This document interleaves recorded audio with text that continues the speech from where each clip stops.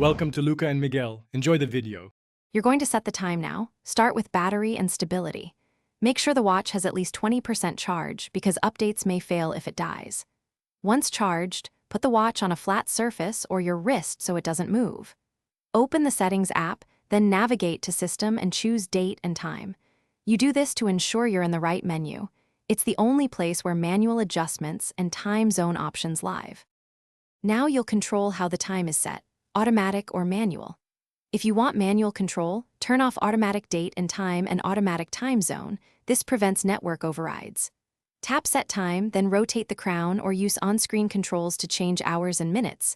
Confirm AM or PM when in 12-hour mode. If you prefer 24-hour format, toggle that option.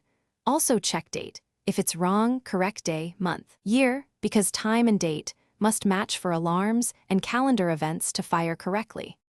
Finish by saving changes and restarting the watch so the system applies them cleanly. After reboot, verify time against a reliable source. If the time reverts or drifts, first re-enable automatic time or force a sync with your paired phone. Many watches rely on phone GPS or carrier data. If syncing fails, check Bluetooth and app permissions. As a final troubleshooting step, reset network settings or perform a factory reset only after backing up, because that clears persistent configuration glitches. Thanks for watching and please subscribe.